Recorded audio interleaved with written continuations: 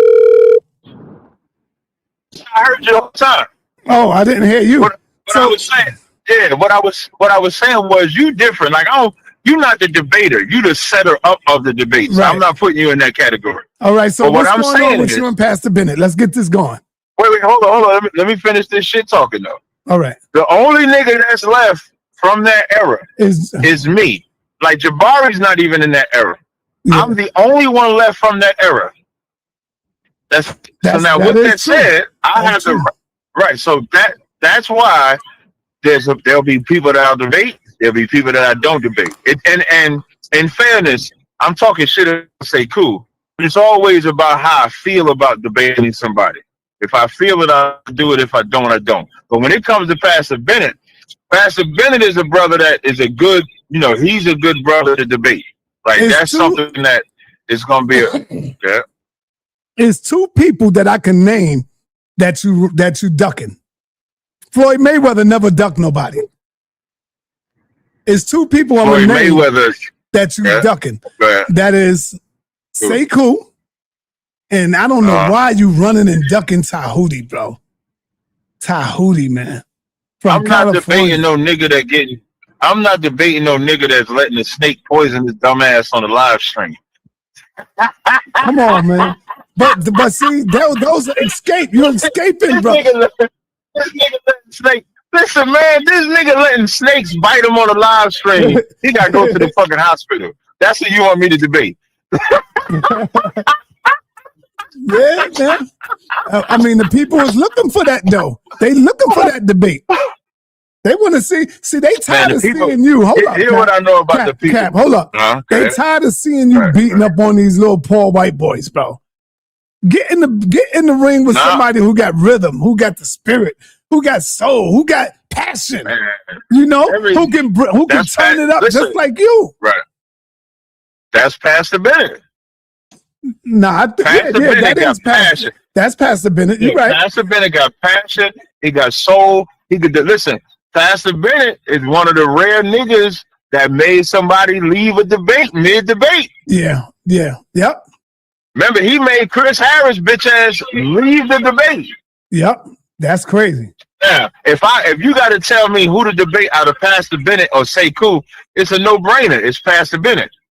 Yeah. I got you. So what? That's a worthy opponent. So we just gotta tell him to text me if he's listening to the live or whatever. Tell him to text me. He just need to get the title. That's all. All right, got you, buddy. Title and a date. We could do it. We could do it in March. We could do it in whatever I want to do. March sound good. Okay. All right. Peace, brother. All right. Oh man, Captain, man. What do y'all think? Do you think Captain is ducking two fades? One with Tahuti and the other one with Sekou? I'm gonna say yes. I'm gonna say he's ducking. He's ducking the fades with them. But that's a smart move, though, on Captain's behalf. That's a smart move. Pick and choose your fights, your battles. Pick and choose your battles, man.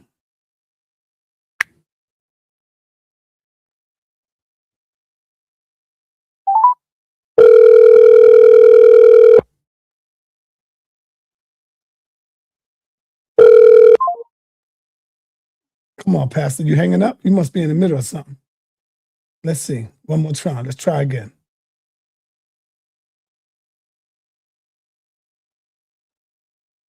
Try it again, Pastor Bennett. Who y'all rolling with? Pastor Bennett or Tazariak? I see my man, the Messiah Code in the building. Shout out to my man, the Messiah Code.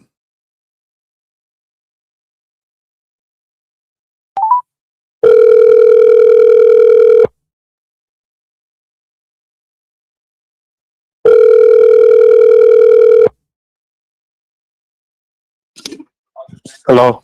Hey, Pastor Bennett, I just had Tazariak on the line. I want you to know I'm live right now. I just had the captain here, and I asked him what's going on. So he's ready. He's ready for you. I think he might give you a call, or you should give him a call so that y'all could come up with the title. I just had him on the live just now. Cool. So if you pull it back a little bit, you will hear him talking. So he's ready. He's ready. He said we can do it sometime in March. Are you good sometime in March? For sure. Okay, come up with a good I'll hit him title. up so he can hit me. I'll hit him up. He can hit me up. I think good. All right. You know I'm rolling with you. Hey, we got ain't no issue. Let's do it. Let's do it. All right, Yep. bro. Hey, and don't be scared of the Holy Ghost, man. He coming for you, man. Oh my gosh, I ended that. You know, you should do a little sparring session with him. He's coming for you, man. I did spar with him and destroyed him. Ain't no point. Ain't nothing left of him at this point. Nah, we good. All right, peace, brother. Peace out, man. Give him a call. Give him a call when you can. For sure. All right. No doubt. All right. So there you have it. We setting these things up. And we should be having that debate coming up in March with Captain and Pastor Bennett. Let me let y'all know what we also got in March, right?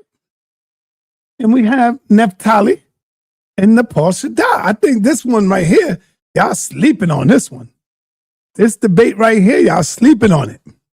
It's going to be a hell of a battle right here.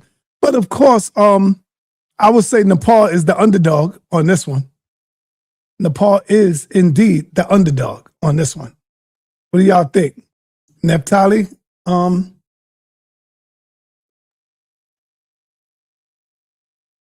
Here's the link. I'm dropping the link. If y'all ain't get the ticket yet, the link is in the chat. Get your tickets.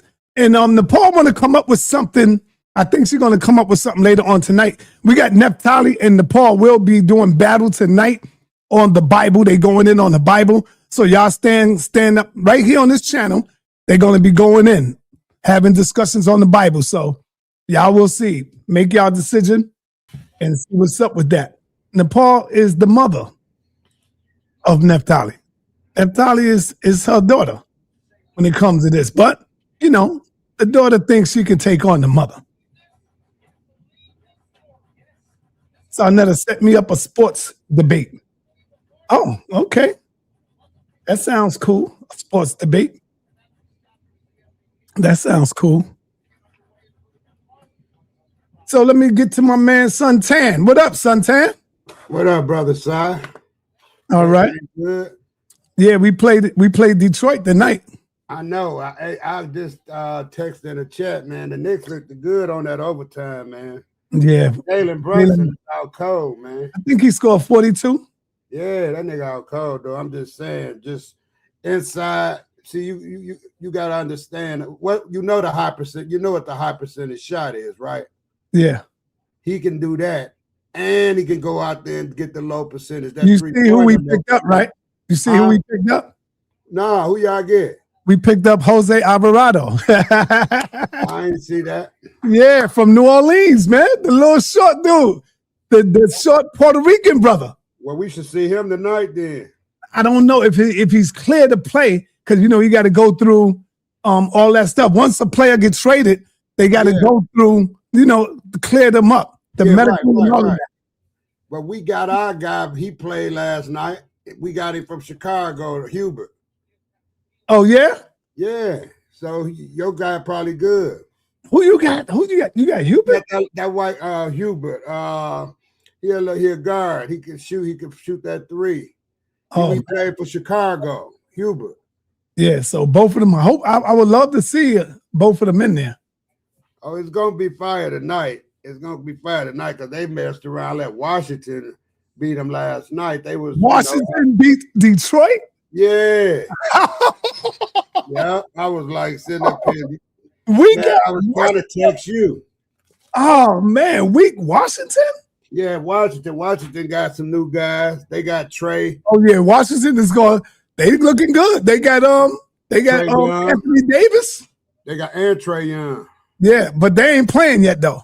Nah, Trey Young was in clothes and they still be. You know how your team. This like you know the Knicks good. Side. Yeah, they gonna be looking good next year. What I'm saying is, side, you know how the Knicks good, right? But they have a night when they be off. Yeah, no doubt, no doubt. That's what we had. But Kane was still taking it to him though. Yeah. Yeah, I said, let me call sign that double overtime. Bronson is out cold. I know he out cold, but that nigga under pressure. Woo! That little joker he like a warthog. All right, I got a new song, man, that I want to play today. I'm gonna let it go today. You know, Ankh hating on the song. I tried to let Ankh hear it. He's hating on it. He wanted to be a hip hop. I don't want everything hip hop. Ankh ain't got no rhythm, huh? Yeah, I don't like all hip hop stuff. So I like rhythm. I like R&B. You know.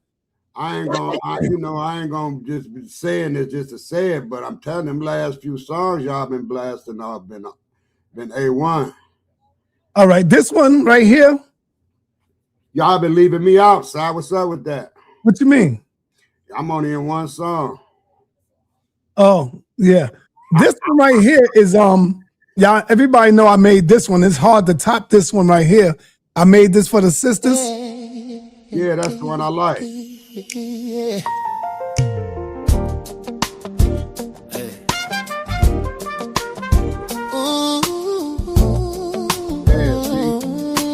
That got rhythm, man. Right. That is for my sisters. Yeah, that's the one I trapped like. in religion. Wake up and free the babies. sa.neter speak the truth. He's on a mission. The house of consciousness. All right. So I like that. I can't leave the brothers out. So I had to come up with a master plan for the brothers. Now, of course, it ain't gonna top that, but yes, this is AI singing for me because I can't sing it. But all I got to do is write the lyrics and with beat that I would use. And so here's the one for the brothers. Let me know if you like it.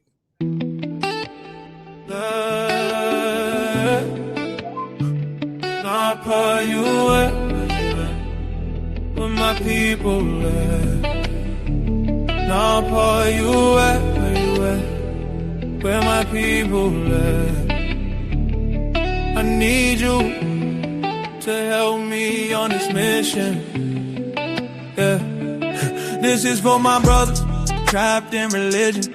Open up your eyes, break out of that prison. This is for my brothers trapped in religion, signed up to be the truth.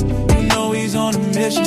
It's sad to see my brothers are so lost. It's sad to see you believe in things that's false. It's sad to see you believe in Jesus, but your logic breaks apart in 1,000 pieces. Un-God killer, not gonna let that slide. Why you ain't let it go? No, I want to stop it, right?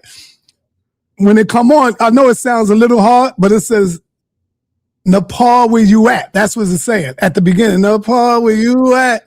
Where my people at? You know, Nepal, where you at? Where my people at? That's what it's saying, right? And so you got to hear the lyrics. See where I'm going with it. Let's go.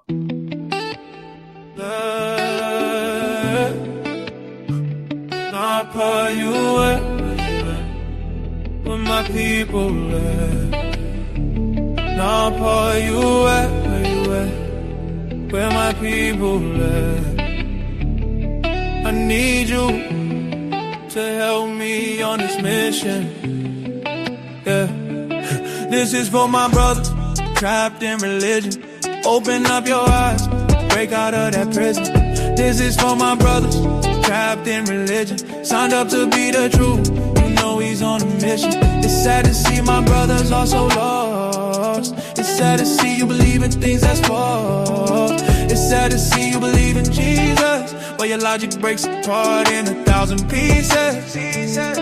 Un-God killer, not gonna let that slide. You drowning in a myth, you had nowhere to hide. The HOK is a tough-ass environment where we trade blind faith for mental empowerment. I'll give you scriptures for your mind, this is the key. It's time to unlearn everything you believe. The house of consciousness, start looking within. That's where the real liberation begins. This is for my brothers trapped in religion. Open up your eyes, break out of that prison. This is for my brothers trapped in religion, signed up to be the truth. You know he's on a mission. The HOK is more than just a place. It's the toughest environment where you check your faith. Bomb squad and pseudo killers who check your sources. Don't come in here fronting cause you will leave with losses. The Bible written to break your spirit. built to keep you low, feeding you metaphors, stopping your growth. This is for my brothers trapping religion, signed up to be the truth. You know he's on a mission. It's sad to see my brothers are so lost. It's sad to see you believe in things that's false. sa.neter, sa.neter, sa.neter, sa.neter. Don't stop, don't give up on us. Please sa.neter, please sa.neter, sa.neter, sa.neter, sa.neter. Don't stop, don't give up on us. Don't stop. sa.neter, sa.neter, sa.neter. Don't stop, don't give up on us. That's all Don't right. stop. That's for the brothers. Hey, you don't know it, but that's a hell of a trade, man. Oh, hey, listen. Listen, I did that song like 3 times and I just crashed it because I didn't like it. And so I just kept going, changing the lyrics, changing this. Right. And then I finally got the beat that I like. I said, that's the one I'm going to go with. That one right there. Yeah. Unc don't like it. Unc like the hip hop joint. Boom, boom, boom, boom. Yeah. The hard bass. That's You know? it. Yeah, that's tight though, bro. I wouldn't tell you if it wasn't. Yeah. Yeah. No doubt. So what sad time to is the see- party going It's at? sad to see my brothers are so lost. It's sad to see you believe in things that's false. It's sad to see you believing in Jesus when the logic breaks down in pieces. Something like that, you know? Yeah. I was getting it. When the logic comes through, it breaks down in 1,000 pieces. So what? One more time.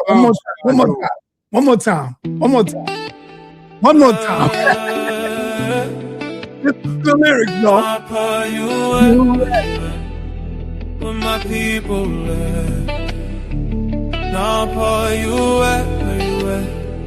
Where my people at? I need you to help me on this mission. Yeah. This is for my brothers trapped in religion. Open up your eyes, break out of that prison. This is for my brothers trapped in religion, signed up to be the truth. You know he's on a mission. It's sad to see my brothers are so lost. It's sad to see you believe in things that's false. It's sad to see you believe in Jesus, but your logic breaks apart in 1,000 pieces. Ungod killer, not gonna let that slide. You drowning in a myth, you had nowhere to hide. The HOK is a tough-ass environment where we trade blind faith for mental empowerment. I'll give you scriptures for your mind, this is the key. It's time to unlearn everything you believe. The house of consciousness, start looking within. That's where the real liberation begins. This is for my brothers trapped in religion. Open up your eyes, break out of that prison. This is for my brothers trapped in religion, signed up to be the truth. You know he's on a mission. The HOK is more than just a place. It's the toughest environment where you check your faith. Bomb squad and pseudo killers who check your sources. Don't come in here fronting cause you leave with losses. The Bible written to break your spirit, built to keep you low, feeding you metaphors, stopping your growth. This is for my brothers trapping religion, signed up to be the truth. You know he's on a mission. It's sad to see my brothers are so lost. It's sad to see you believe in things that's false. sa.neter, sa.neter, sa.neter, sa.neter. Don't stop, don't give up on us. Please sa.neter, please sa.neter, sa.neter, sa.neter, sa.neter. Don't stop, don't give up on us. Don't stop. sa.neter, sa.neter, sa.neter. Don't stop, don't give up on us. Don't stop. You see, I put sound. You see how when you heard when I said bomb squad and pseudo killers, check your sources. Yeah. Don't come in here fronting or you leave with losses. Yeah. Yeah, man. I just be having fun with it. Just sitting back, chilling, going in. Man, that might come out to something because you can mess around and have an album. Yeah. I'm gonna keep making songs, so I might. You know what I'm saying? Yeah. Yeah. All right. So, what's on your mind, man? What you want to talk about? What you think, man? What's going on? Nothing, man. The same old Link thing. is in the chat, everybody. If y'all want to come in and say something, let's get it. Right. The old captain, man, he's something else, man. I'm glad that other thing, what Yara did didn't go nowhere because that was, that wasn't cool. Yeah. That's all I can say on that, man. That wasn't cool. Yeah. Well, I took that part out. Yeah, definitely. Where he talked about the I know I took that out, man. I couldn't leave that in there. Couldn't leave that in there, man. That was straight up slander. Yeah. Where y'all ride anyway? He ain't showed back up. Y'all right, man. He got to get better. Apostle, my apostle is sick right now. Okay. That nigga. I think Apostle got the flu. Right? Yeah, he got the flu. Yeah, man. I'm just waiting. I seen that Knicks. I was okay. Let me holler at Si real quick. It's going down. Yeah, man. During I got Neptali and Nepal tonight. Yeah, I want to see that too. I want to hear that too, cause Naphtali, she just a little animated, man, with that with her premise on the Bible, so I just can't really rock with that, man. Just like I can't rock with the Hebrews, Mm-hmm. They got the same premise. Once you tell me that he just here for you and just for y'all and all of that, and I ain't with it. So we're gonna see, brother Si. Yeah. So what you think? Who you got? What you think the score gonna be tonight? Say that again. What you think? What you think the score gonna be? I don't know. It's gonna be rough. The Knicks want to get back, so yeah. I know it's gonna be rough, man. They want some get back, Si. Yeah, of course. You see how bad they got their butt whipped last time, right? So I ain't making no excuses. Listen, but Duran calf is sore. Huh? Duran didn't play when Washington beat us yesterday. His calf is sore. Oh man, I hope he ain't playing today too. That's a bad young boy. I like him, man. And that boy's a muscle man, ain't he?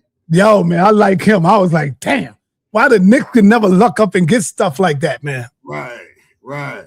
Yeah, I like Duran, man. He weighed, man. Andre and he's just going to get better. Yeah, that's what he's doing because he can post you up now. You ain't got to be directly under the rim. He could take you out a little bit and turn around jumper. So once you get that in the post and you 7 feet. Is one thing wrong with Karl Anthony Towns? Yeah. It's Karl Anthony Towns and Mikal Bridges. They too soft for me. They play soft as hell. Yeah. Even the little point guards go around Karl Anthony Towns. Everybody come in and score on him. He's not a good defender. That's the only weakness to me that he got. Right. And then Mikal Bridges, when we got him, we gave up 5 first-round picks for him, man. For Bridges? Yeah, 5 first-round picks for Bridges. And he's really not a good defender. They keep saying like he's a wing player. No, you're not. You get lucky sometime and you score and do all that. He's more of a scorer, though. No, he's not. He only scored like damn near 5 points or 4 points left the other day. I'm saying that's his premise because he don't play D. Yeah, man. That's what I'm saying. Him and Karl Anthony Towns is the 2 weak links that the Knicks got. And Karl Anthony Towns. Jalen Brunson defense is not all the way up there, but guess what? His scoring picks it up every night. His scoring picks it up, and the rest of the team just do the defense. But now that we got Jose Rivera, we good now in the backcourt. Yeah, we good. Anyway, what's going on, world? What up, man? Peace to the fam. Peace, sa.neter. Peace. What's happening? Suntan. How you guys doing, What's man? going on, big guy?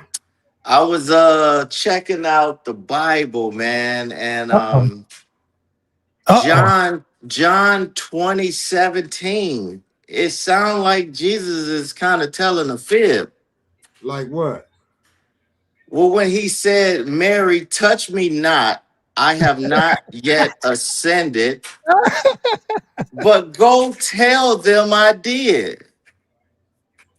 Yes. Yeah, that was a lot. We touched on that already. Well, that's what I'm saying. He lied about that. He lied about coming back. Why he keep lying to everybody? John 17, what? 17:20, I think it is. That. Hey, world, you can't tell the Hebrews that, man. Well, what they doing too, though, what I'm noticing, the older Bibles, the older versions are saying, touch me not, for I have not yet ascended. But the newer version Bibles are changing that up a little bit. That little area right there. Yeah. Because he's supposed to have died on the cross, right? He gave up the ghost on the cross. That's what they're saying. Yeah. But he's dressed as a gardener, and he's telling Mary to go lie, and he got to go do something else. That's not the scripture, John. Is it 1 John? I don't know. It's the one where he just got off the cross. Hold on. Why they don't talk about that? He said, what'd he say again? He said, don't touch me. What'd he say? Touch me not, for I have not yet ascended. But go tell him I did. Yeah, I'm familiar with that. Yep. Why they don't talk about that? They say he died on the cross. They talk about it, but you know they got to make up stuff for it. Facts. Yeah. They got to make up stuff for God. They got to help God out. There go my answer right there. Oh, here you go, right here. What scripture? Matthew 20, verse 17. Jesus said unto her, touch me not, for I have not yet ascended to my Father, but go to my brethren and say unto them, I ascend unto my Father. See, now he got her line, he got everybody else line now. Yeah, that's a lot. That's not real. And do you know at the end of some Bibles it says the end? Do you guys know that? At the back of the book on some Bibles, the older versions, it says the end. Oh wow, I ain't noticed that. Facts. Yeah, because it was a story. It's a story. Check your older Bibles. It says the end. Wow. Damn. Oh, here you go, right here, world. Here go the whole thing. You want me to put it out there, sir? You want me to just read it? Yeah, you can put it out there. I'm gonna put it out there. Hold on. That way world can read it too. I'm finna grab it right here. What up, man? Cause world wanna know. I got it for you, world. Peace, bro. How everybody doing? Good, Peace man. And love, man. Peace and love. Let me grab it for the world and put it up there. There we go. Boom. So then you should be able to get what you want out of this world. Because this is answering your question right here, because it's going into detail. Now there you go. Saigon put it up there. Now read it. Read that, world. Can you see it? Hey, world, can you see that? Oh, what is it? Yeah. Jesus' word, touch me not, for I have not yet ascended to my Father. John 20:17. Yep, 2017. We got to finish reading it. Yep. Signify. Well, it's just saying where he's, like you said, it's saying he instructed Mary. Because he's explaining it. Let me read it to you. Signify a pivotal moment after his resurrection. He is instructing Mary Magdalene not to cling to him physically, emphasizing that his mission is not yet complete. He must ascend to the Father before returning in a spiritual form. This moment marks the transition from physical presence to divine ascension, underscoring a theological shift from earthly ministry to a heavenly reign. It also highlights the importance of the mission, emotional attachment, as Jesus sent Mary to proclaim his return to the disciples. I get it. You don't get that, world? I get it. So they wasn't a lie, really. He was what he was doing was holding back because his mission wasn't quite over. So that's why he didn't want them to know exactly what he would. He didn't want her to touch him yet because he was in transition. It sounds like he didn't want her to touch him because he was hurting from being up on that cross, getting hit. No. You read it. I mean, I just read it to you. It was from his transition. He was in a he was to make the mark from physical presence to the divine ascension. Right. That's what that's about. I'm with you. You get it, Si? Yeah, I see what you're saying. I get what you're saying, but this whole perception thing, he telling her not to touch him because he hurting. They've been beating him up on the cross. Now that ain't why he ain't want him to touch her. I don't know why you don't get that, bro. No, I understand what you're saying. I'm with you on that. But okay. I mean, I'm not finna say that's the correct answer. I'm just saying I see that perception. I see that perception. Okay, that's just commentary anyway. So, but from my perception, he been beat up on the cross. They let him go, man. That's why he was dressed up as a gardener. That's why he was hiding. But Mary recognized him, and she ran up to him. And he said, "No, don't touch me yet," because he hurt. He in pain. He trying to get out of there. He was the gardener. No, that wasn't why. He wasn't in no pain. He was making his transition. That's what the Christians say. Yeah, it make more sense because, like I said, if you come in to be a savior, you ain't gonna be lying, right? It got some of the readers thinking that, though. However, I mean, I'm reading. He said, "I ain't left yet, but go tell him I did." Right. So he wouldn't, that just sound like a lie to me. Sound like something my mama say. All right, what's in your mind, man? What you want to talk about? I was just thinking about the verse you just was reading.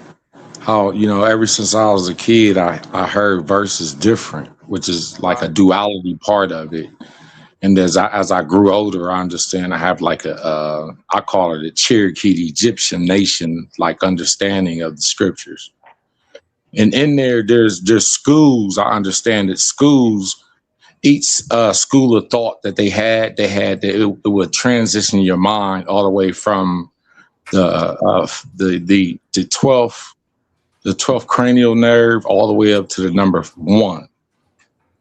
And there's different schools that graduate you through these ascensions in your mentals and your moral faculties. There's faculties that's actually, there were schools for you to cultivate them certain faculties. And then once and before you start this type of school, a practice is actually a practice. You have to fast for a minute. You have to control your diet. Now when their practices is feeding energy in your body, you vitalizing things in your body, in your mind first. So yes, that's what I hear in these verses. The school he was into, which it was like a comedic school that was off in the shadow. Moses went to it too. It's just the way I understand the school, they went to school. Right. Moses and Jesus went to school that then showed up with these great powers. Right. So Patterson 2671. Y'all, I mean, you gotta stop acting like this is some real stuff, brother. Y'all feel me, man. Not great. You grown ass men. This is sad, man. Grown ass people. Hey, they just ain't know no better, man. They just ain't know no better now. Grown ass men, man. Believing in this nonsense, man. Yeah. Of the scriptures isn't broken. Don't try to fix it. See, look at the nonsense he's saying. The scriptures isn't broken. See, he really believed that this is some real stuff. Last night I was on on Chat GPT, and I said I want to go through the whole Bible, and I'm going to ask this Chat GPT, what is the craziest thing that happened in this book? And man, hey, y'all got to do that one day. Like, let me give you an example. Hey, right, give us one. Let me give you an example, man. Let me make sure I'm connected. And when I heard it, I heard the story before, but I was like, damn, this is crazy. This is crazy. What is the most craziest thing that happened in the book of Revelations? Most surreal event is the rise of the Great Red Dragon, a seven-headed beast with 10 horns that sweeps a third of the stars from the sky with its tail. It engages in a cosmic war against the Archangel Michael while attempting to devour a child born to a woman clothed with the sun. Would you like me to summarize the specific plagues brought by the 4 horsemen? See, people really believe this, the seven-headed dragon. And you know, he wanted to eat a unborn baby. He tried to eat an unborn baby. Watch this. Watch this. Yes, explain. 4 horsemen appear when the first 4 seals of a divine scroll are opened, each representing a specific global catastrophe. The white horse, conquest, often depicted as a deceptive leader or plague bringer carrying a bow and wearing a crown. The red horse, war. The rider wields a large sword and is granted power to take peace from the earth, inciting mass conflict. The black horse, famine. He carries a pair of scales signaling extreme inflation where a day's wage only buys a loaf of bread. The pale horse, death. This rider is followed by Hades. They are given authority to kill 1/4 of the earth via sword, hunger, and wild beasts. Would you like to know about the 7 trumpets that follow these seals? See, when you listen to this stuff, right? The only thing that goes through my mind is comic book. It's the superheroes. Harry Potter. Yeah, not Harry Potter so much, but superheroes. I mean, it's mythical, sir. Yeah, I know that. But guess what? Some people take it literal. Right. Some people really believe in the seven-headed dragon. Right. And the red flying horses too. I guess all of that. I'm gonna tell you who believe in this. Like, you're absolutely right.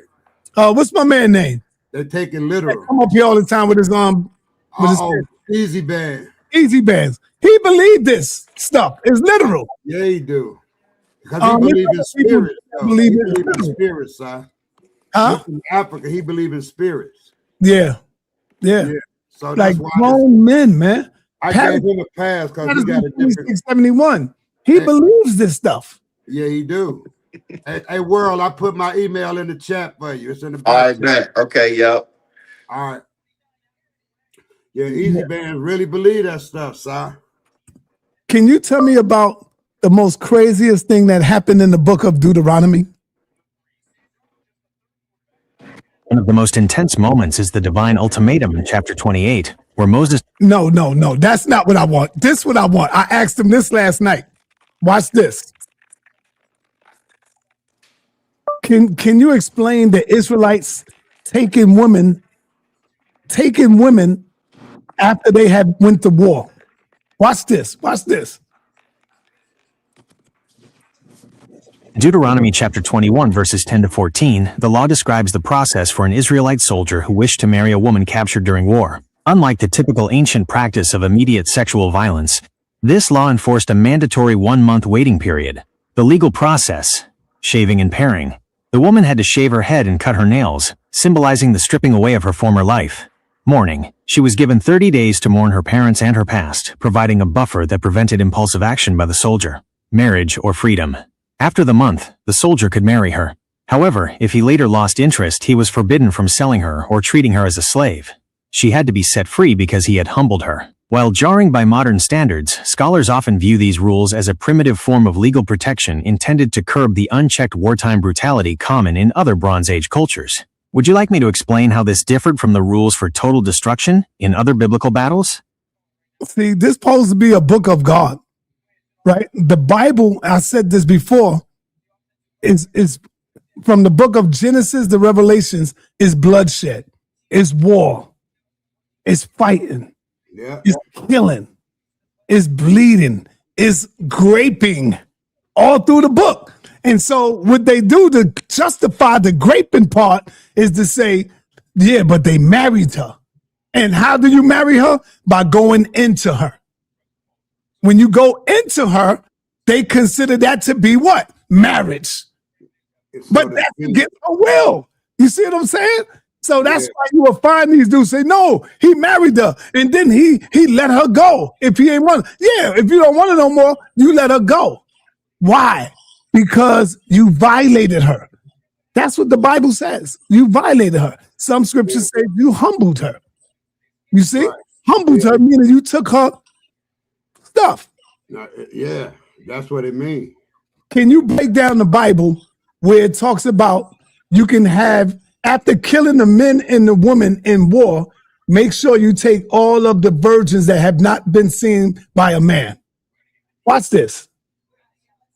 Passage you are referring to is Numbers chapter 31, verses 17 to 18. In this narrative, Moses instructs the Israelite army following a war with the Midianites. The command: Moses orders the soldiers to kill every male child and every woman who has slept with a man.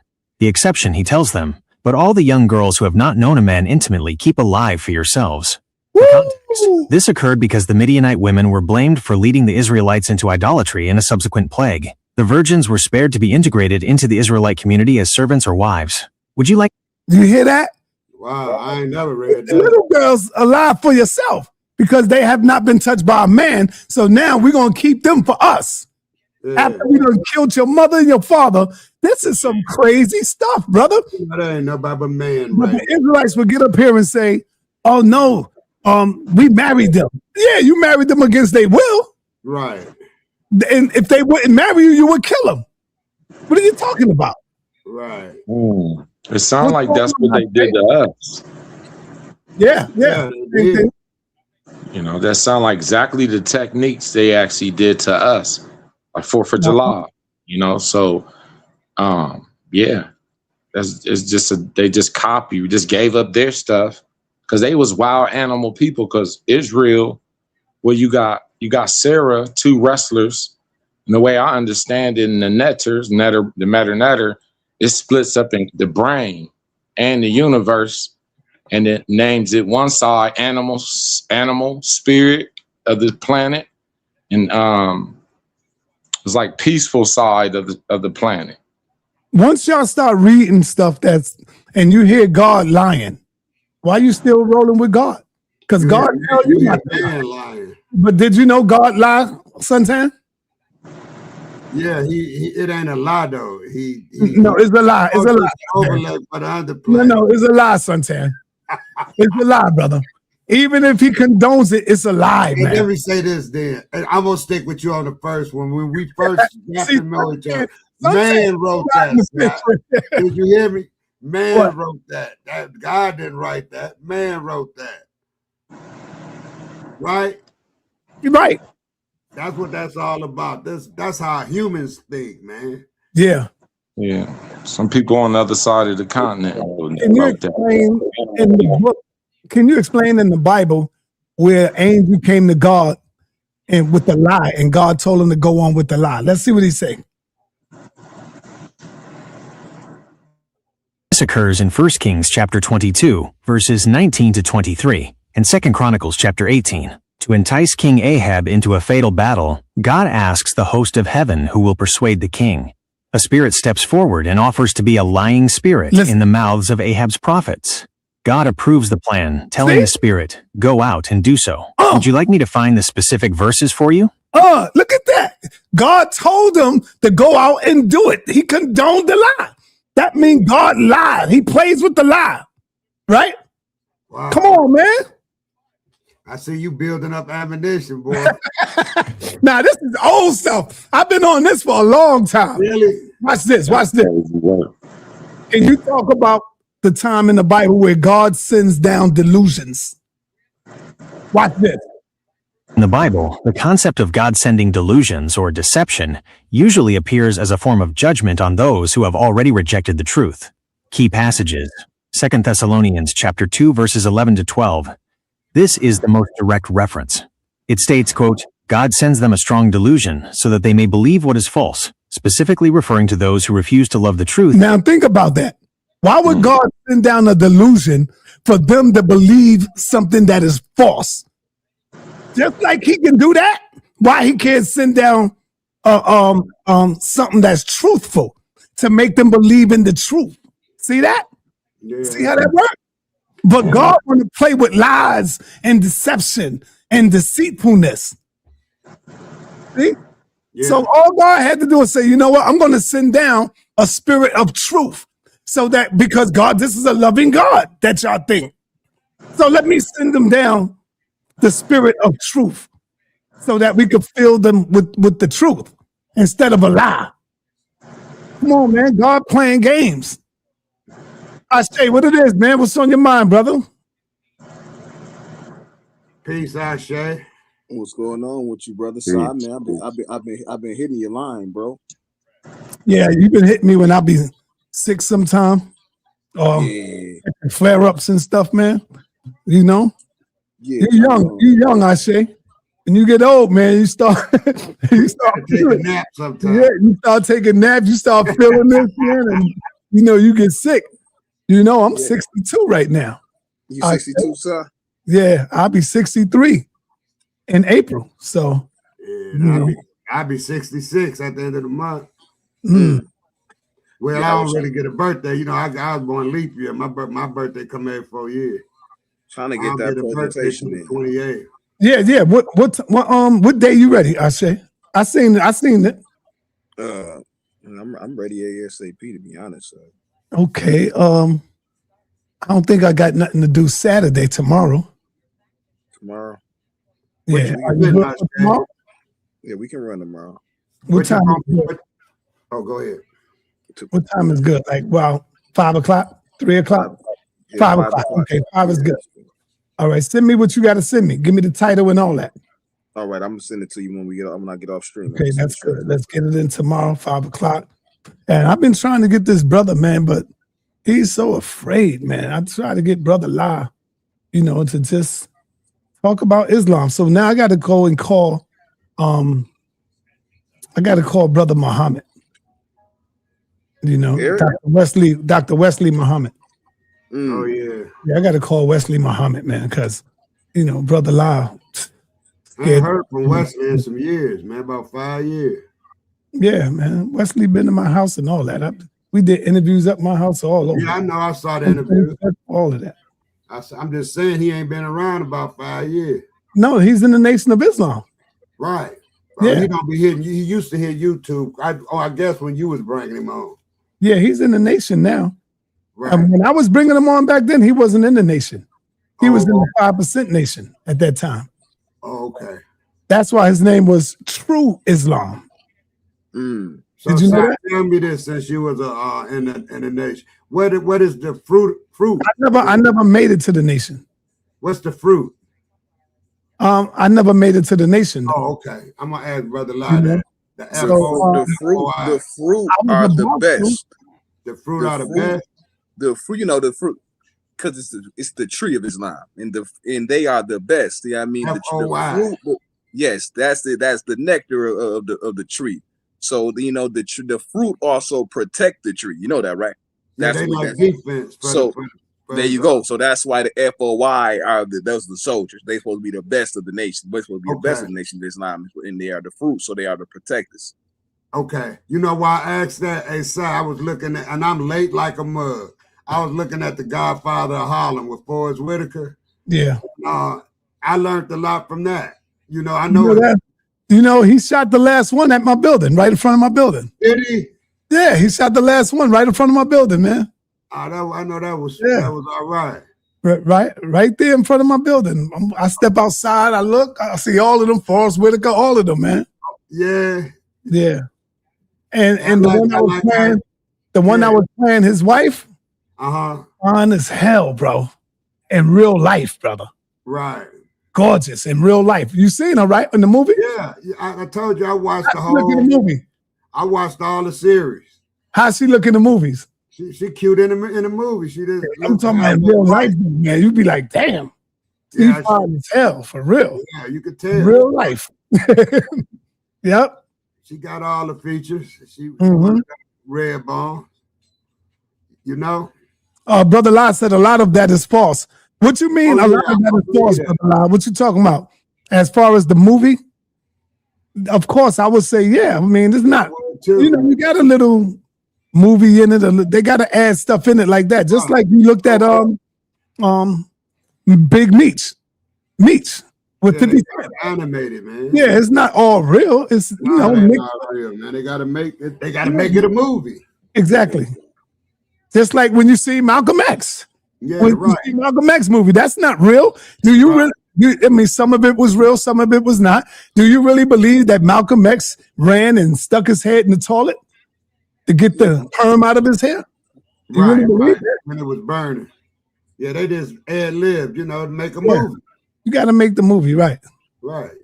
But I like that, man. I wonder when they're going to start that series back, because it ended when Joe Colombo got shot in the face. Yeah. It was over after that, right? Uh-huh. Because I'm late as hell. They say that came out 2019. Because I don't really watch TV, so. Me neither. Unless it's sports, like this weekend, I'm coming watching this game. This football game. Popping this weekend, baby.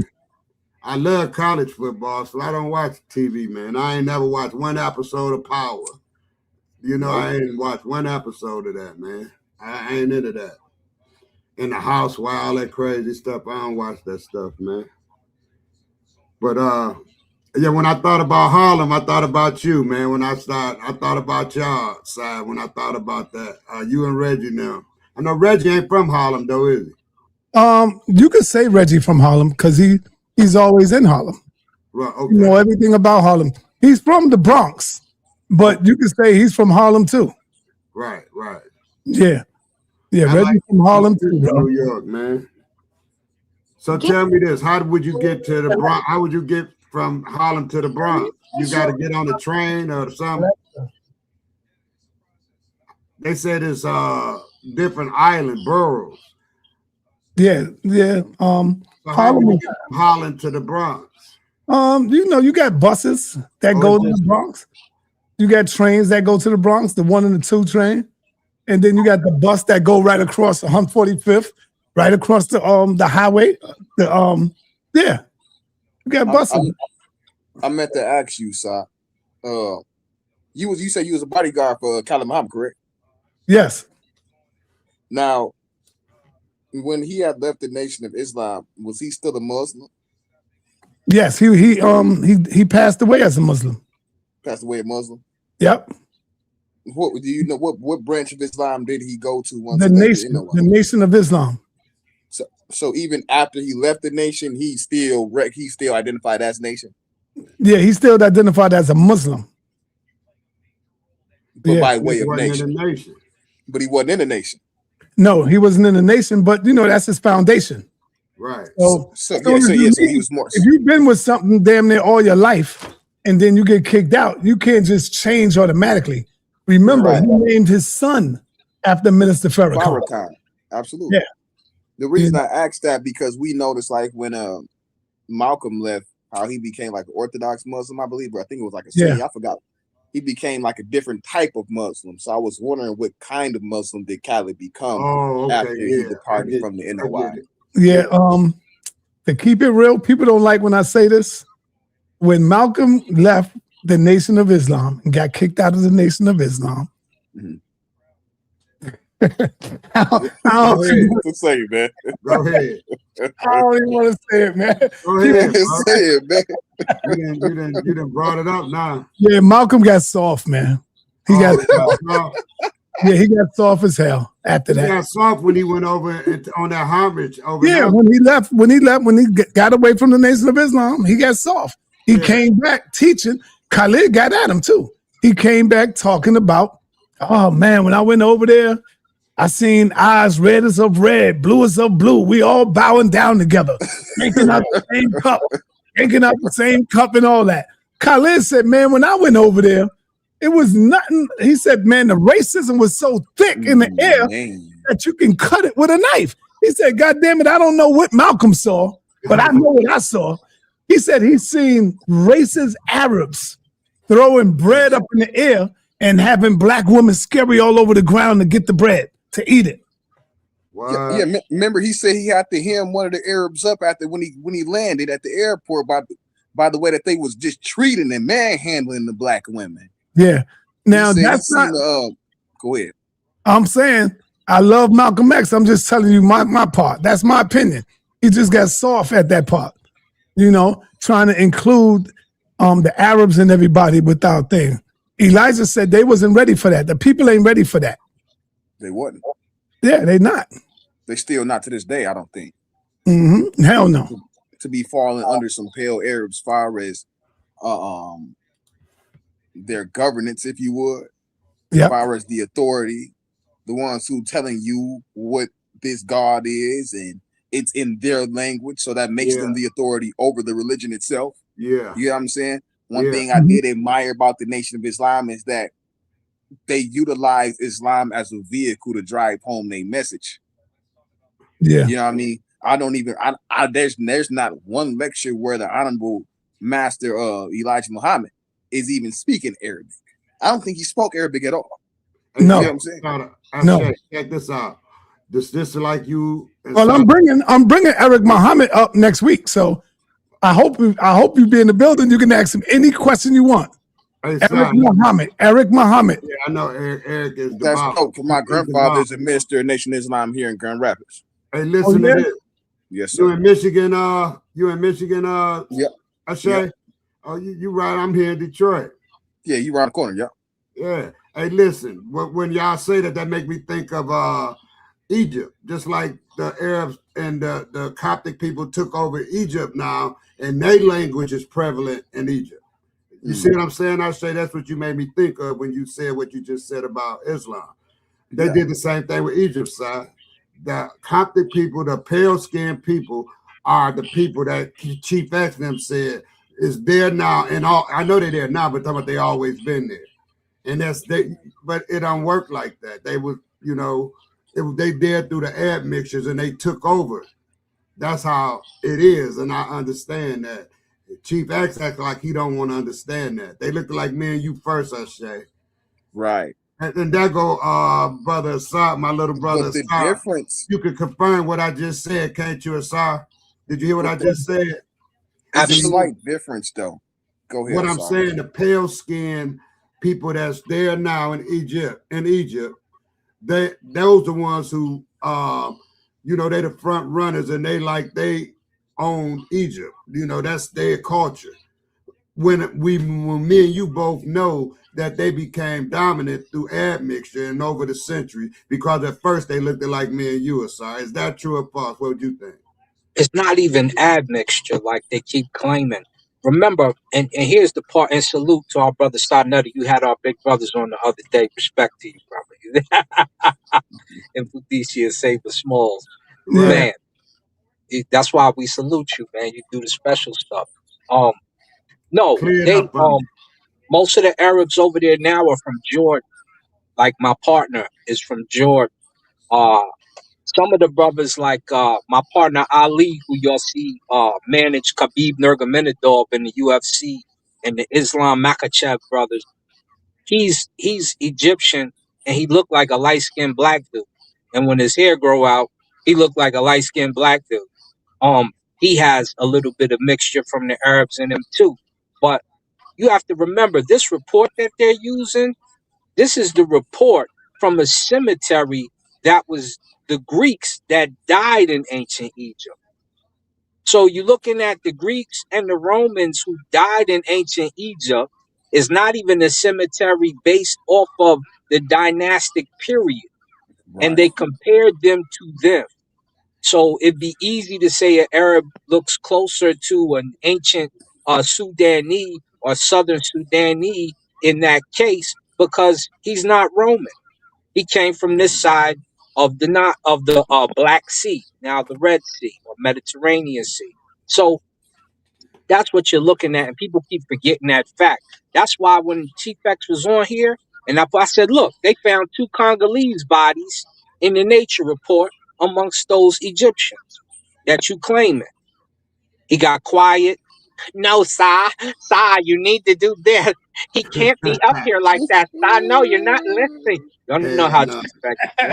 Yeah, he get to having his little hippie fit. All right, hey, Moses, yeah. 777. Yeah, that's your opinion, Moses. I'm not mad at you for your opinion. Right, can't be mad at that. I'm telling you, he was soft. And see, you can say that because you never been a part of no movement, Moses. I've been militant I think more than half of my whole life. I was always militant. See, I've been out there in the street. I was a street speaker, brother. Young. For over 20 plus years. I've been hanging up pictures, got my bullhorn, and I've been speaking, brother, in the street. See, you don't know nothing about that. So you know, that's why you can just talk with your opinion. I can come with facts. Let me show you, Moses, who I am, who I've been doing, what I've been doing. What I've been doing in the street at this time, you probably was out there doing crazy stuff, brother. This is what I've been doing right here. You see this? Black Panthers out there teaching our people, protecting our people. And Reggie will tell you, one day, Dr. Ben was walking along 125th Street and Lenox Avenue, and some dudes they beat him up. They was going at Dr. Ben. What? You know, we got heard of it, and we traced that dude down and whipped his butt. Reggie will tell you. Reggie will tell you, we were the vanguards of our community. So all that stuff y'all talking, of course, y'all look at me now and say, oh, he's just on YouTube. But I put my work in years ago. Right. Years ago, I put work in. That's I a got yield sign right there. police. They on the goddamn roof when we did the Million Youth March. They had goddamn marksmen ready to shoot and kill us. Come on, man. I put work in on these streets, bro. Shit.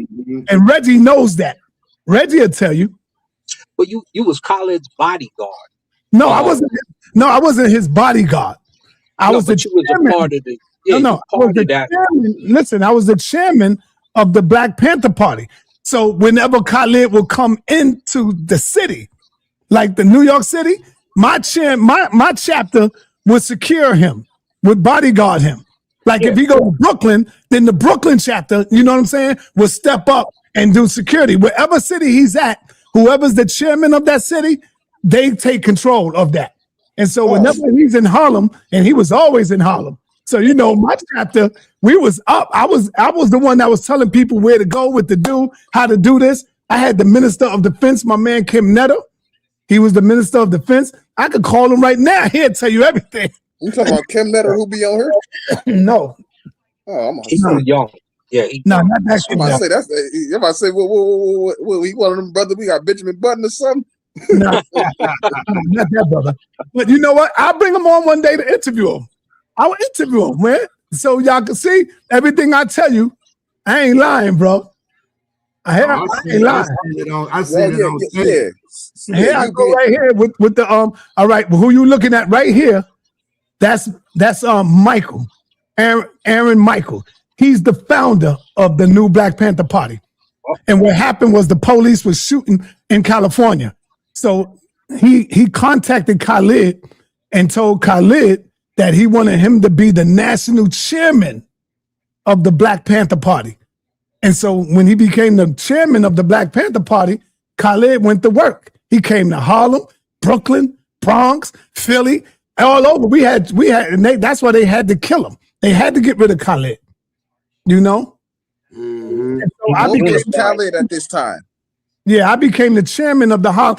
I had the biggest chapter in Harlem, over 80-something people.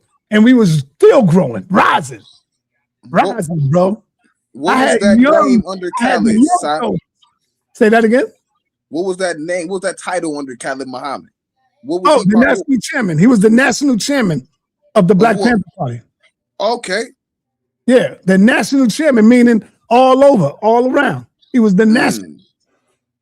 You know? He showed you the original chairman, not the original, but he showed you Michael, who was the chairman. Yeah, the founder, of it.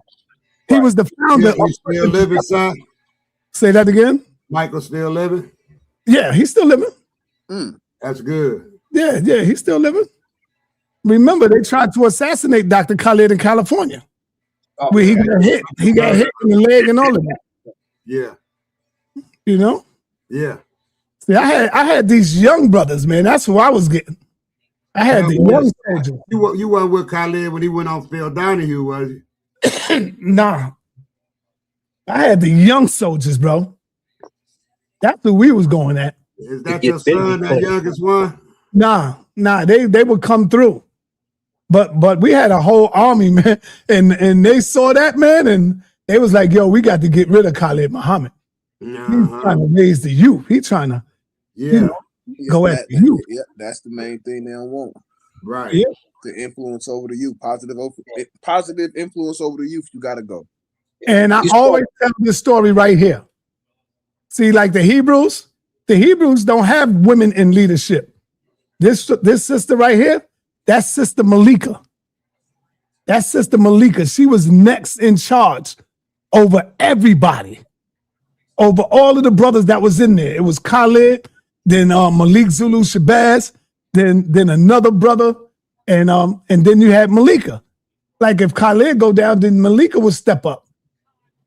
Stuff like that.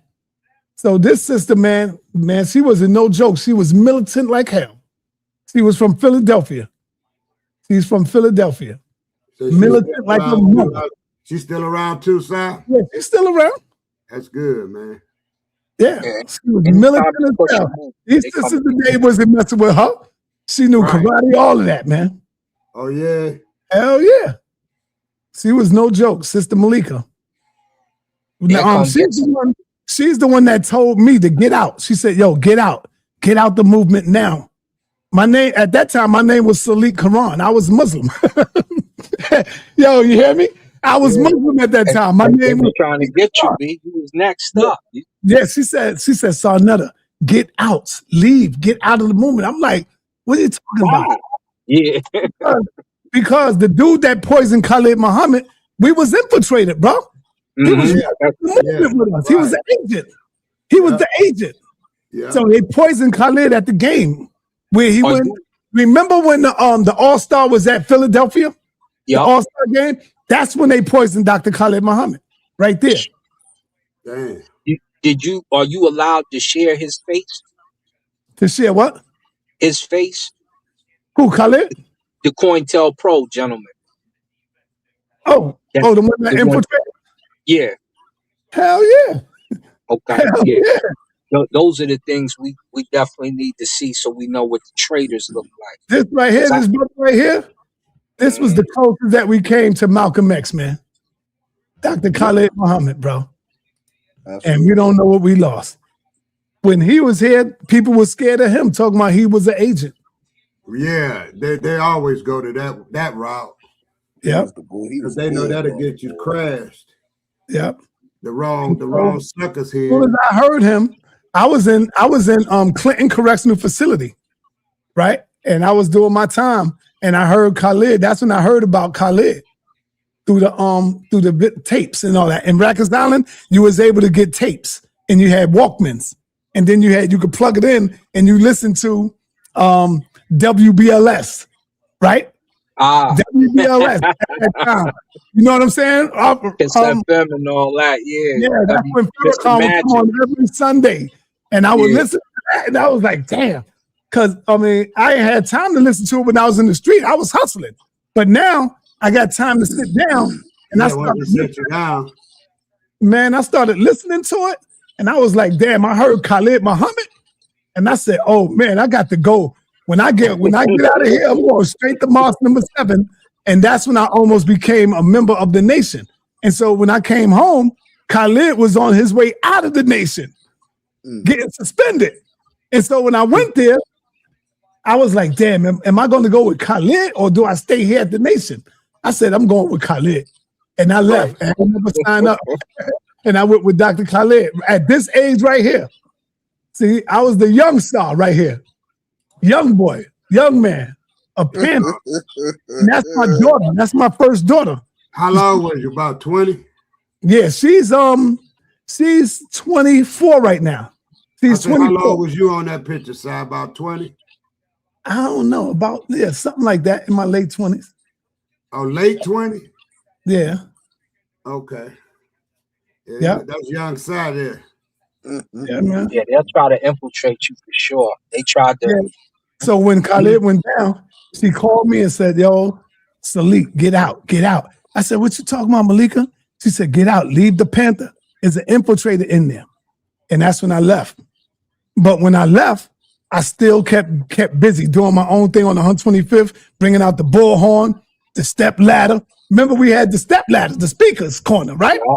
Yeah. So I was there and I was staying 125th up, bro. Everybody knew me all over the world, brother. They heard about sa.neter all over the world. Spike Lee would come through. Method Man came through. Ghostface Killer. All of them would come through just to hear me speak out there on the street, bro. Yeah. Just to He hear was me laying speak. it down. I was I was militant. out there 91 and 93 because I was in the world supremacy battles. Nas So came we through. walked through and Nas would see come you. through. Yeah. We went through, saw And you. yo, It I was got the being proof. supernatural. Hold on. I got the proof. I got all the pictures where I could show the pictures. That's why Yeah. people was like, oh, you need to write a book. You need to write stuff. You know, I ain't no writer, but if I could get somebody to help me do that, I'll do that shit. And I got the pictures. You know? Yo, we got God energy in the building, man. Peace, y'all. What's going on, God energy? Nothing. I like to talk about the movement and everything like that. I feel like that's what's slipping a little bit, the politics and everything now. That sense of getting out there, civics, enlightening the people. We need something like that more now. You know what I mean? Because there's young soldiers out there, you know, and you can't forget about those that are willing to step up with strength, like y'all did.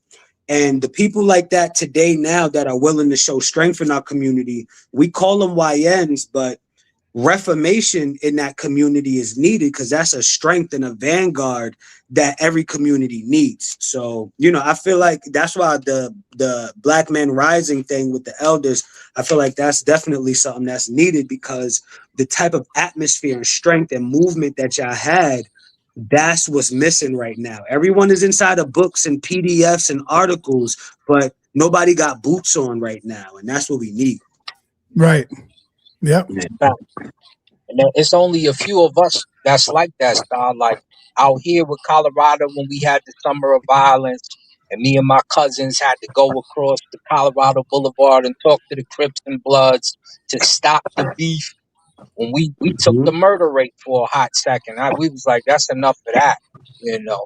And when you get involved like the other incident when y'all seen us on CNN whooping the Triple K when they tried to stop the Martin Luther King movement. So you know, you see me in particular snatching one and banging one up, my other partner chasing them, and then some of us got some bad time off of that. It got a little crazy, and if you don't have the young soldiers ready to step up and do what we did then, it becomes silly. You know, we can't just be a war of words all day. You also got to be outside making moves. Put your feet on the ground. So when I see the young brothers say stuff like that, you know, as I entered the 50s, you know, it's that's encouraging to hear because we really don't have that. I see you still drug dealing with all these cameras, but I don't see you making no movements, no causes, and nothing business wise, so we don't have to worry about that. Because when you look at the old Nation of Islam with Fard and with Elijah Muhammad, you'll notice they had businesses. You don't have any, like, you have some young businesses, but nothing is unified. Nothing is where, oh, we're going to shop over here, we'll shop over there. You understand that Farrakhan is sitting on a Nation of Islam literally because they bought neighborhoods, stores, and things that they can handle on their own, grocery wise, etc., on down, where they don't have to turn to anywhere outside of America, maybe for employment. Yep. You're right, brother. That's how we should be moving. Definitely, and transforming that in the neighborhoods. You know what I mean? The same way you just explained how the Nation of Islam in their territory have these things for the community and the people in the community provided by the people in the community. That has to be adopted by the entire Black community. You know what I mean? Because right now we're still in the proxy position of slavery. When you look at slavery, it meant Black people were the wealth generating business for those that enslaved us. But if you look at the Black neighborhoods now, especially in New York, I'm gonna speak for New York specifically. We are still the wealth generating, crop or workforce for foreign peoples. That's why the Arabs, they own all of the Kennedy's chicken spots and things like that. We're supposed to be the fried chicken people, but Arabs are the main ones selling us our fried chicken in the neighborhoods, right? The Latinos own the bodegas and things like that we we go to buy our Dutchies and grabba, and we want a chopped cheese the Aki way and stuff like that. But that's still representative of economically the black dollar is not circulating. So we are still creating millions of dollars of generational wealth for foreign people. That's the same position we were in slavery. You know what I mean? So I think it's definitely important what the brother just brought up about the Nation of Islam, because we need to transform our neighborhoods economically in this way as well. Listen to this, God Energy. Just like what you said, I'm going to piggyback off of that. In Detroit here, guess where the chicken is at? The gas stations. They got crispy chickens in half the gas stations in Detroit and in Michigan. You see what I'm saying? It's a gas. Who own the gas stations? Who owns the gas stations? Arabs. That's what I'm trying to tell you. And who produced the most oil? Nigeria. And we haven't capitalized on that check. That's the crazy part. Yeah. It's the value that you was referring to the other day, though, God Energy. That's the problem. When we don't see the value in the black business, we don't find value in black people themselves, like you was referring to. So no, I'm not even when God Energy opened up his little herbalist spot.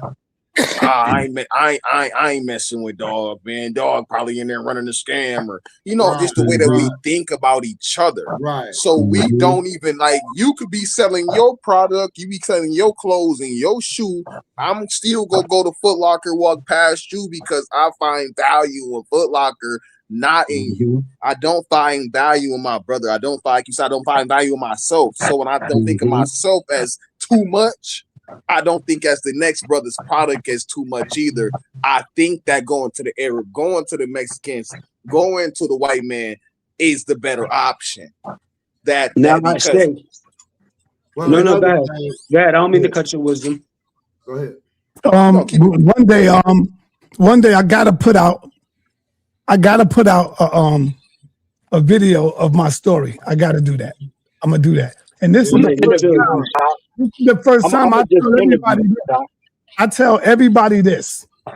I'm happy that I went to prison. And people can't. I went to prison in 1990. And I went there, and let me tell you, I was outside just doing crazy stuff. This is the time in the 90s when it was nothing but the stick-up kids. Everybody was out there. The police ain't really want to take you to jail. They just wanted to rob you, take your stuff, and get you up out of here. Many times and told me, get the hell out, get the F out the building. Right. And I got about the building. Sometimes you get the rookies, they come in there, grab you up. And you know how many people that grew up with me that's no longer here because of the stick-ups, because of shot, because getting killed. And so I got caught in the 90s. And I'm just like, now when I sit back and look at it, I'm like, damn, I'm glad I went through that phase, through that stage, because I could have been dead out there on the street. When dope fiends was out there. This is when the dope fiends was out there where they didn't give a damn about nothing but that dope, right? And so when I went to the penitentiary, there I go right there. That's my first son. That's my wife, Cynthia. So when I first went up in there, I'm in Clinton Correctional Facility.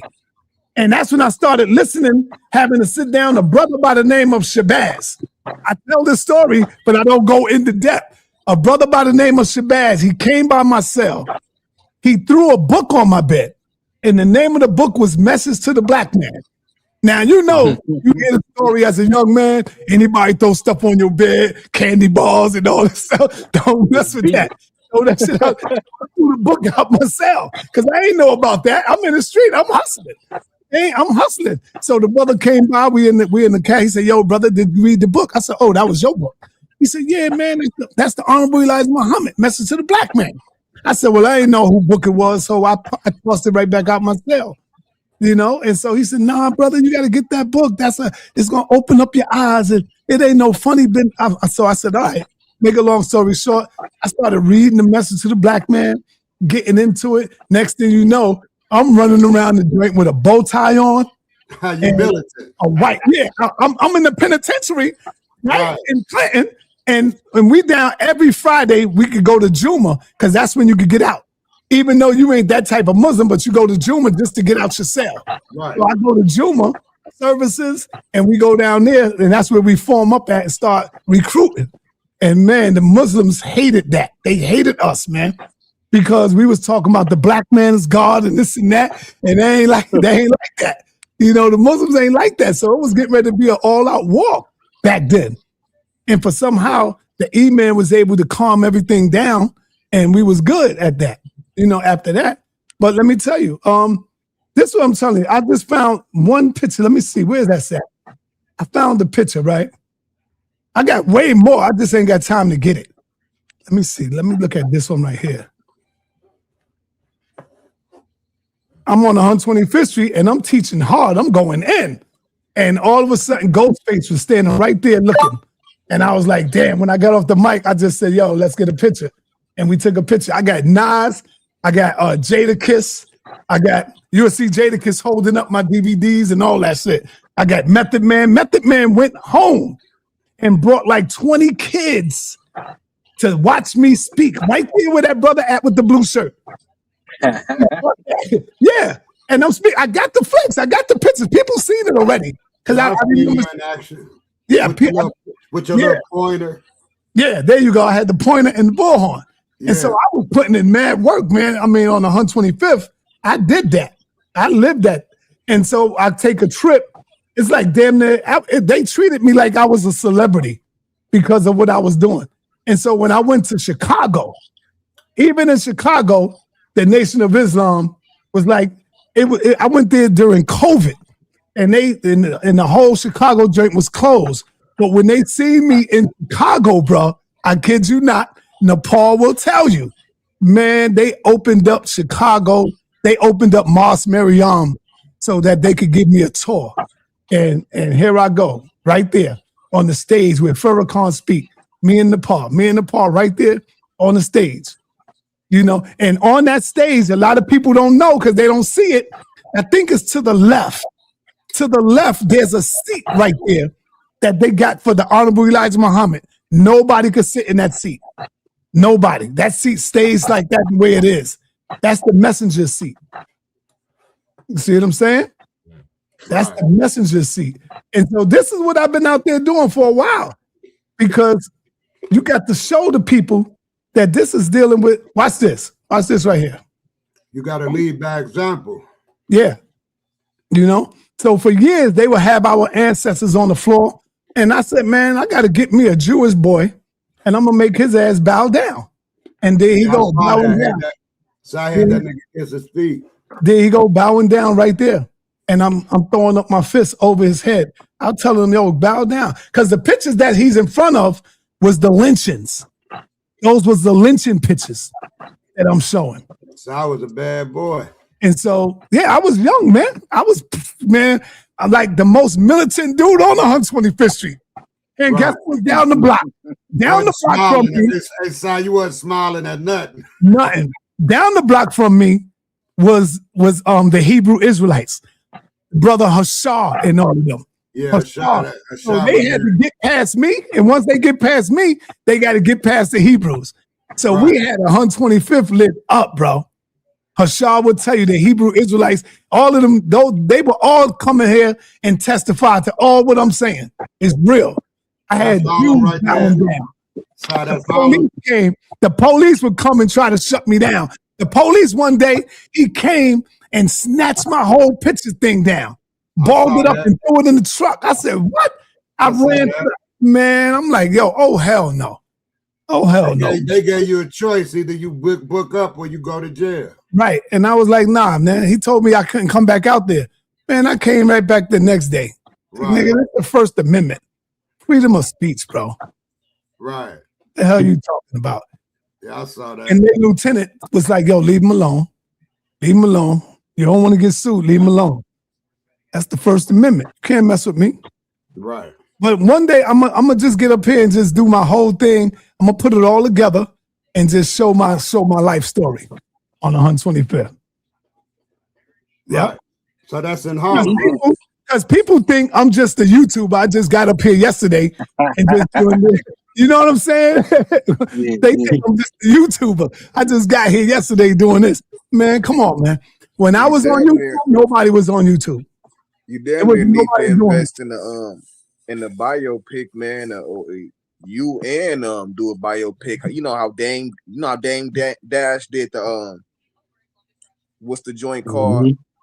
What was it called? Paid in full. Paid in full joint. Oh yeah, paid in full joint. How he did it because he was able to do it because he said he was around them. He was there. He was on the block. He wasn't really there like that.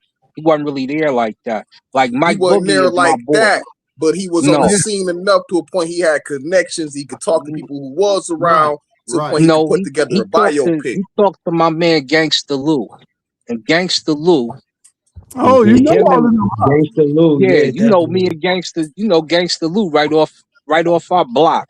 So when he talked to Gangsta Lou and my man Mike Boogie, who is Big L's right hand, and Baby Thad, who tried to kill me, but it's all love, Baby Thad. Kill you? It's all love. Yeah, Thaddeus wanted to kill me, so he just hated the fact that I could rap and I could go, and he was looking for moments. I just never gave him none. I was smart.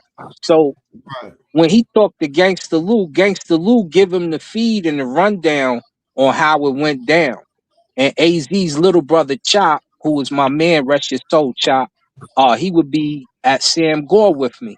And he would come and get the information from them and our OG Pretty Tone Capone and my boy Jay Nitty Buck Fitty. So that's how he got the story, because he was around them enough to understand what was going on. Right. So what I was saying was, it'd be dope, man. One day if you even invested like in a biopic for Khallad Muhammad, man. Yeah. Malcolm got one. Eric Martin got one. But I feel like if nobody do it, what you mean? How they all got a biopic? A biopic is like a movie about their life. Oh, okay. Yeah. Now, Sa need one about sa.neter though. You know what I mean? With the relevance and everything like that. Like the legacy from that generation to having such an impact in this generation, that consistency and to still be here. We need a sa.neter documentary. You know what I mean? With the pictures that he got, voiceover, all of that. Yeah, my goal was always the youth. That's why when y'all brothers come on, I was happy. I was like, oh man. That's why y'all always see me roll with y'all over the older cats. I was like, listen to this. Younger generation. I heard Ashay talking right before, so it was my time to go. And then whoever was hosting was Sanchez. You want to let the young guy go, or you want to go? Because you know everybody want to rush and talk. I'm not let the young man go. And Ashay went and got it in. You see what I'm saying? Yeah. It's like what they wasn't making nothing up, man. They was I don't like when you making it up or you parroting something. They were saying some stuff that I ain't heard before. Hey right now I got the rollout, but I'll be back because I got Nepal and Naphtali. They're gonna bang on the Bible and they're gonna get it in. Shout out to my man DMG. Shout out to you, DMG. Shout out to you, DMG. No doubt. Time is going down, sir. DMG, I'm a 9 o'clock. 9 o'clock. Yeah, right here on this channel. I'm gonna pull through. So I got time to watch at least 2 hours of the Knicks going at Detroit. You know, you got that shirt on. I see. We ready? Moses, man, know who you talking to, Moses, man. Know who you talking to, Moses 777. What Moses talking about? I don't know. Moses cool. That's my brother. Yeah, good Moses cool. He thought I was trying Moses show love and he supports all the time. So yeah, he thought that's why I allow Moses to do his thing sometime. Yeah, he thought I was you got to get new slides. And there go Dr. Reggie. Reggie right there, he'll tell some of the story too. You know? And y'all don't know. Reggie might play with y'all a little bit on here, but Reggie has some militant shit in him too. Yeah, especially I can tell. Insecure. Yeah, you can tell, man. Reggie, talking all that. When he's standing on front street, listen, man. Y'all play with Reggie if you want here. But I know the real Dr. Reggie. All right? For real. Yeah, he'll crash out. I remember. I think if I'm not mistaken, Reggie, correct me if I'm wrong. Dr. Umar, I think it was it Dr. Ben or Dr. No, it was it Dr. Clark, Reggie? Correct me if I'm wrong, but Umar one day tried to go over Reggie's head. Reggie was the top security out there. The line people up, bring them in and all that. So Dr. Umar Johnson tried to get slick and go over Dr. Reggie's head. I think Reggie made his ass come back out or something like that. I heard a little something going. Yeah, there you go. Dr. Ben funeral in Umar. Thank you, Reg. It was Umar, where Umar thought that he had more power. Oh, let me go in over Reggie. I don't know who the hell is Reggie. Man, get your ass back outside, Umar. And Reggie had that nigga come right back outside.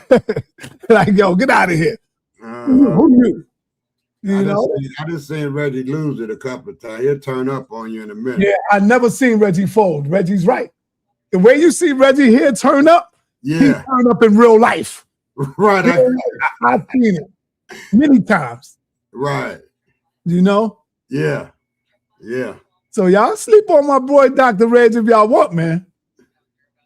Don't get him upset like that. It takes a lot to get him mad, but when he get mad, it's hard to get him, calm him down. Because Reggie don't really forgive. You got to wait for a while for Reggie to forgive. That's why I don't like to really get on his bad side or argue with him. Because I know me and Reggie ain't speak for damn near a year. One time. You know, but we ain't never cursed each other out or disrespected each other. But we just stopped communicating for a year. Right. You know, and I said, damn, man, I don't want to get Reggie mad no more. Because he's one of them signs that he will go on for a long time. And it takes a minute to forgive and, you know, move on. Right. You know. So yeah, man. Suntan, peace, blessings. Good luck to you tonight. No good luck for you tonight. Oh yeah, you gonna need it. Yeah. It's about to go down. Yeah, but you know, we got to win this game. Duran got the calf injury, so we got to win this game. Got to take advantage of this. Yeah. You know, but y'all got that other dude who's a beast too. Yeah. I like him. Remember the one that did like this to Jalen Brown? That's Beef Stew. Yeah, Beef Stew. I like Beef Stew, man. Beef Stew, he's a boxer, for real. Yeah, Beef Stew. He's a boxer. He told the dude the other day, was keep talking, dude. BS, dude. I'll bust you up right now. My man kept walking and talking. Beef Stew, he about that business.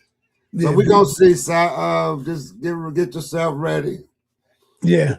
So I got about a good 2 hours, man, before Nepal and Naphtali get up in here. That'll be about 9 o'clock, right? Yep. Okay. All right. Peace to you. Peace to you, Suntan. We out. Peace. All right. Family. I'll see y'all at 9 o'clock, and I'll leave out of here with my new smash hit. Yo, Reggie. Tell me how you like my new song, Reggie. Damn, man. Damn, my bad, Reggie. I should have threw your name in there. My bad. I can still go over it, and I'm gonna throw your name in it. I'm gonna throw your name in the song too, Reggie. My bad. I should have put your name in it because I put the Bomb Squad and the Pseudo Killers in it. I should have I got to put your name in it. I got to remix it and throw you in there, Reggie.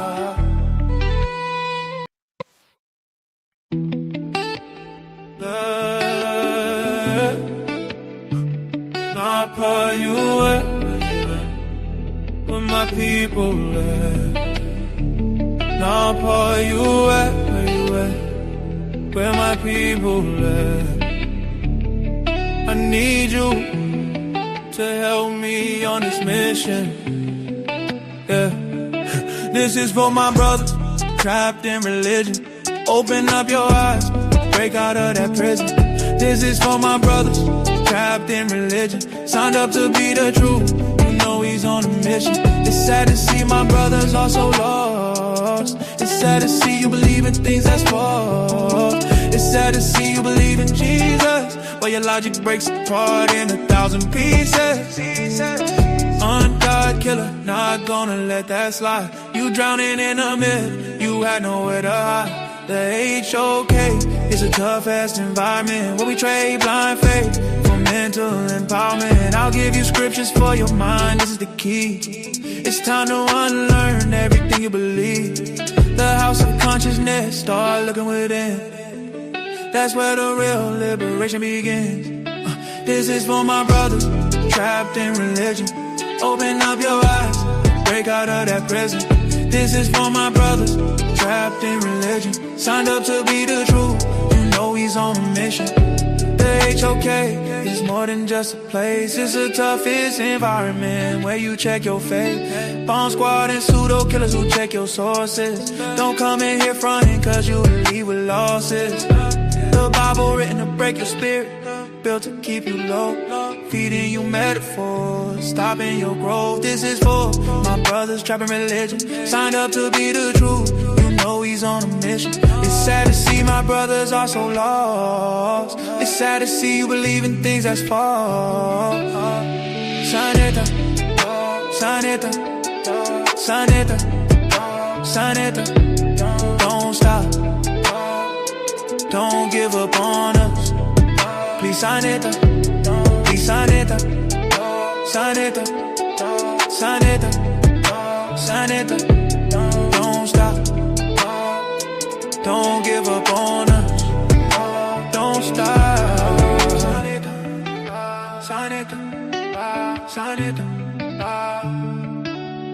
Don't stop, don't give up on us. Don't stop.